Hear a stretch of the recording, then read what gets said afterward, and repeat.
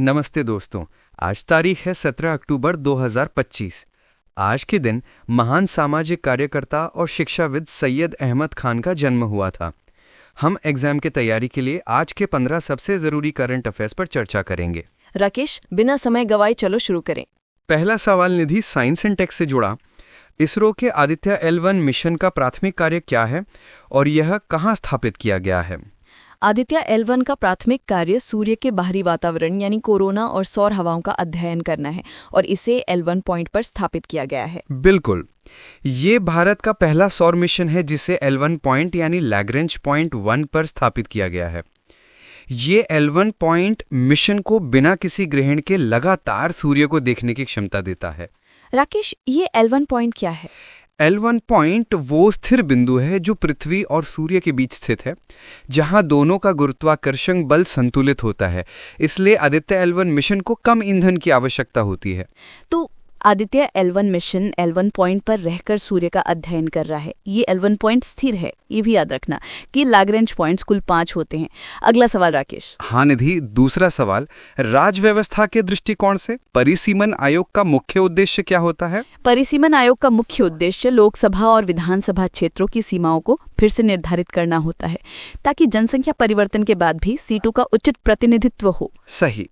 ये आयोग प्रत्येक जनगणना के बाद जनसंख्या परिवर्तन के आधार पर चुनाव क्षेत्रों की सीमाएं बदलता है, जिससे ये सुनिश्चित होता है कि हर वोट का मूल्य समान हो। संविधान के किस अनुच्छेद के तहत परिसीमन आयोग का गठन किया जाता है? परिसीमन आयोग का गठन संविधान के अनुच्छेद 82 के तहत किया जाता है और इसके आदेश को किसी भी न्यायालय में चुनौती नहीं दी जा सकती। ठीक है। परिसीमन आयोग चुनाव क्षेत्रों की सीमाएं तय करता है और ये परिसीमन आयोग अनुच्छेद 82 के तहत गठित होता है। और हाँ, याद रखना कि भारत के चुनाव आयोग का उल्लेख अनुच्छेद 324 में है। चलो, तीसरा सवाल। बिल्कुल, तीसरा सवाल निधि, अर्थव्यवस्था से संबंधित। सॉवरेन ग्रीन बॉन्ड्स का मुख्य उद्देश्य क्या है? सॉवरेन ग्रीन बॉन्ड्स भारत सरकार द्वारा पर्यावरण अनुकूल परियोजनाओं के लिए धन जुटाने का एक साधन है, जिससे देश के विकास में मदद मिलेगी। हाँ, ये ग्रीन बॉन्ड से जुटाए गए धन का उपयोग केवल नवीकरणीय ऊर्जा या प्रदूषण नियंत्रण जैसी हरित यानी ग्रीन परियोजनाओं में ही किया जाता है, जिससे ये पर्यावरण अनुकूल परियोजनाओं को फंडिंग देता है। राकेश, इन ग्रीन बॉन्ड्स को कौन जारी करता है? भारत में सॉवरेन ग्रीन बॉन्ड्स भारतीय रिजर्व बैंक यानी RBI द्वारा जारी किए जाते हैं, जो इन्हें सरकारी प्रतिभूति का दर्जा देते हैं। तो सॉवरेन ग्रीन बॉन्ड्स RBI द्वारा जारी किए जाते हैं और इसका धन केवल पर्यावरण अनुकूल परियोजनाओं में लगता है। साथ में ये भी याद रखना कि RBI की स्थापना 1934 के अधिनियम के तहत हुई थी।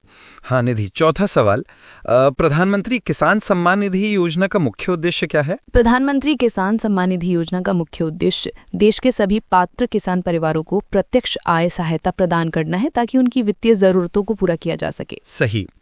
इस योजना के तहत पात्र किसान परिवारों को सीधे उनके बैंक खातों में प्रतिवर्ष 6,000 रुपए की राशि 3 समान किश्तों में दी जाती है, जिससे उनकी वित्तीय सहायता मिलती है। इस योजना के लिए कौन पात्र हैं?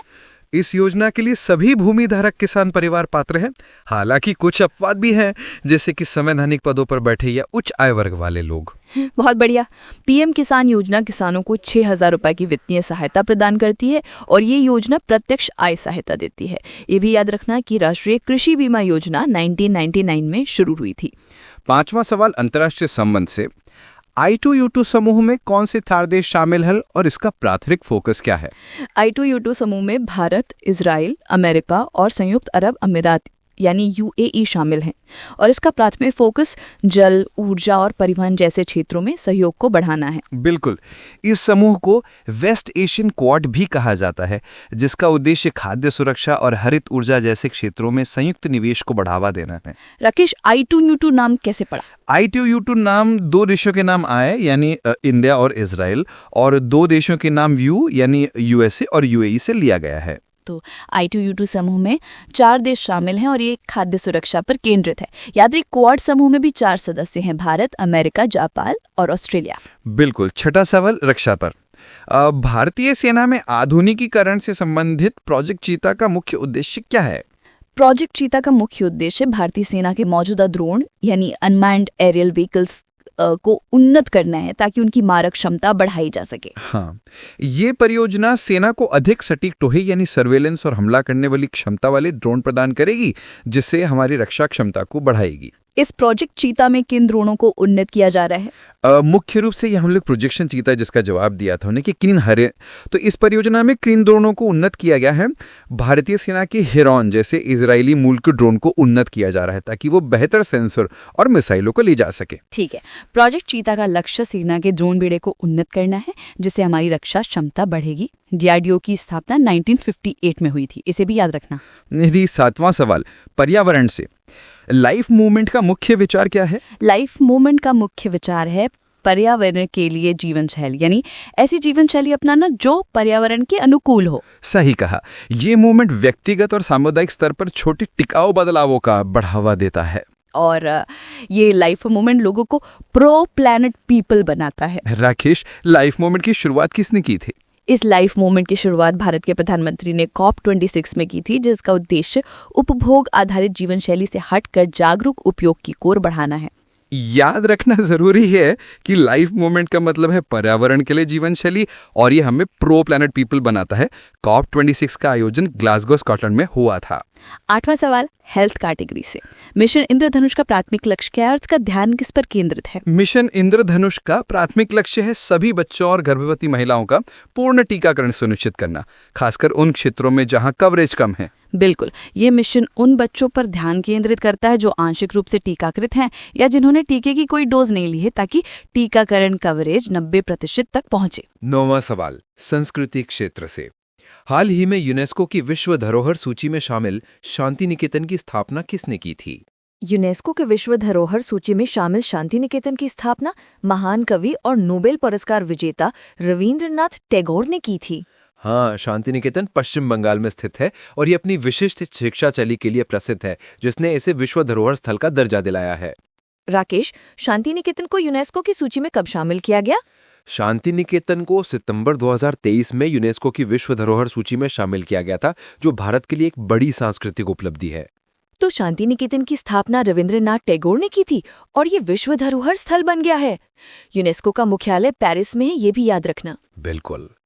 10वां सवाल, भूगोल से ग्रेट इंडियन बस्टर्ड का मुख्य निवास स्थान किस भारतीय राज्य में है और इसकी संरक्षण स्थिति क्या है? ग्रेट इंडियन बस्टर्ड का मुख्य निवास स्थान राजस्थान और गुजरात के शुष्क घास के मैदानों में है और इसे वन्यजीव संरक्षण अधिनियम में उच्च संरक्षण प्राप्त है। सही कहा। GIB को IUCN रेड लिस्ट में गंभीर रूप से लुप्त प्राय क्रिटिकली एंडेंजर्ड श्रेणी में रखा गया है, जो इसके संरक्षण के लिए तत्काल कदम उठाने की आवश्यकता दर्शाता है। राकेश, GIB के विलुप्त होने का मुख्य कारण क्या है?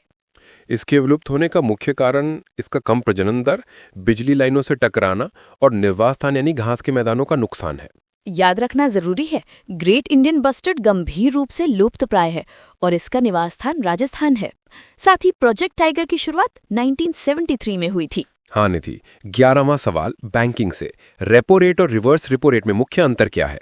रेपो रेट वह दर है जिस पर बैंक्स RBI से लोन लेते हैं, जबकि रिवर्स रेपो रेट वह दर है जिस पर RBI बैंकों से लोन लेता है। बिल्कुल, रेपो रेट का उपयोग RBI द्वारा बाजार में लिक्विडिटी यानी पैसे की उपलब्धता को नियंत्रित करने के लिए किया जाता है, जो मौद्रिक नीति का मुख्य उपकरण है। रेपो रेट में वृद्धि का अर्थव्यवस्था पर क्या असर होता है? रेपो रेट में वृद्धि से बैंकों के लिए लोन लेना महंगा हो जाता है, जिससे वो ग्राहकों को महंगा लोन देते हैं और ये मुद्रास्फीति को नियंत्रित करने में मदद करता है।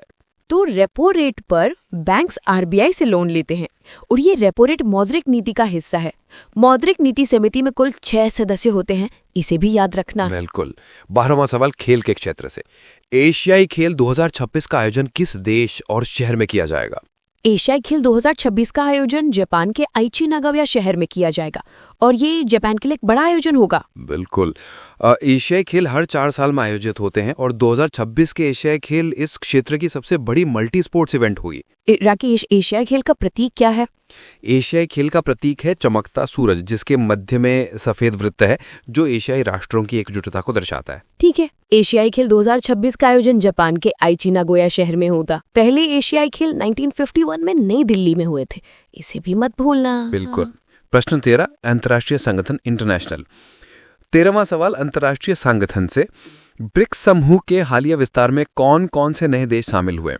हालिया विस्तार में ब्रिक्स समूह में सऊदी अरब, यूएई, मिस्र, ईरान, इथियोपिया और अर्जेंटीना जनवरी 2024 से जैसे प्रमुख देश शामिल हुए हैं। बिल्कुल, ब्रिक्स के विस्तार से इसका वैश्विक प्रभाव और भी बढ़ गया, जिससे यह संगठन दुनिया की बड़ी अर्थव्यवस्थाओं का प्रतिनिधित्व करता है। ब्रिक्स समूह का मुख्य उद्देश्य क्या है? ब्रिक्स का मुख्य उद्देश्य सदस्य देशों के बीच राजनीतिक, आर्थिक और सांस्कृतिक सहयोग को बढ़ावा देना और बहुध्रुवीय मल्टीपोलर विश्व व्यवस्था को मजबूत करना है। याद रखना जरूरी है, ब्रिक्स समूह में नए सदस्य शामिल हुए हैं और ये संगठन वैश्विक प्रभाव बढ़ा रहा है। ब्रिक्स देशों ने मिलकर एनडीबी की स्थापना की है, ये भी याद रखना। बिल्कुल। निधि, 14वां सवाल सरकारी योजना से। अटल पेंशन योजना का मुख्य उद्देश्य क्या है? अटल पेंशन योजना का प्राथमिक उद्देश्य असंगठित क्षेत्र के श्रमिकों को बुढ़ापे की आय सुरक्षा प्रदान करना है, ताकि वो सामाजिक सुरक्षा प्राप्त कर सके। हाँ, ये योजना 18 से 40 वर्ष के लोगों के लिए उपलब्ध है और 60 वर्ष की आयु के बाद निश्चित मासिक पेंशन 1,000 रुपए से 5,000 रुपए तक प्रदान करती है। एपीवाई के तहत ग्राहक को पेंशन कब मिलना शुरू होती है? ग्राहक को 60 वर्ष की आयु पूरी होने के बाद एपीवाई के तहत मासिक पेंशन मिलना शुरू हो जाती है, जो उनके योगदान पर निर्भर करती है। तो एपीवाई असंगठित क्षेत्र को आय सुरक्षा और मासिक पेंशन देती है। एपीवाई की शुरुआत 2015 में हुई थी, इसे भी नोट कर लेना। बिल्कुल। आज का अंतिम सवाल, प्रमुख निर्वाचन आयोग यानी कि चीफ इलेक्शन कमीशन सीईसी की नियुक्ति कौन करता है और उनका कार्यकाल कितना होता है? मुख्य निर्वाचन आयुक्त की नियुक्ति भारत के राष्ट्रपति द्वारा की जाती है और उनका कार्यकाल 6 वर्ष या 65 वर्ष की आयु तक होता है, जो भी पहले हो। बिल्कुल। मुख्य निर्वाचन आयुक्त का पद भारत में स्वतंत्र और निष्पक्ष चुनाव सुनिश्चित करने के लिए अत्यंत महत्वपूर्ण है, जो हमारी लोकतंत्र की आधारशिला है। इराक के सीईसी को पद से कैसे हटाया जा सकता है? सीईसी को केवल संसद द्वारा महाभियोग, इम्पीचमेंट जैसी प्रक्रिया के माध्यम से ही हटाया जा सकता है, जो उन्हें कार्य करने की स्वतंत्रता प्रदान करता है। सही है, मुख्य निर्वाचन आयुक्त सीईसी की नियुक्ति राष्ट्रपति करते हैं, जो लोकतंत्र के लिए महत्वपूर्ण है। ये भी याद रखना कि पहले सीईसी सुकुमार सेन थे। वाह निधि, आज तो तुमने 15 के 15 करंट अफेयर्स फटाफट याद कर लिए। इन 15 महत्वपूर्ण करंट अफेयर्स को हमने एक मजेदार डिस्कशन में कवर कर लिया। मैं आशा करता हूँ कि इन तथ्यों से आपको एग्जाम में बहुत मदद मिलेगी। हालांकि मजा आ गया और रिवीजन भी हो गया। हमें इसी तरह रोजाना करंट अफेयर्स का रिवीजन करना चाहिए। बिल्कुल। तो प्यारे दोस्तों, अगर आपको ये डिस्कशन पसंद आया हो तो इसे लाइक करें, अपने दोस्तों के साथ शेयर करें और सब्सक्राइब करना ना भूलें। और हाँ, इस पूरे डिस्कशन की पीडीएफ पाने के लिए हमारे टेलीग्राम चैनल से जरूर जुड़ें। अपनी तैयारी जारी रखें, हिम्मत ना हारें। मिलते हैं अगले एपिसोड में।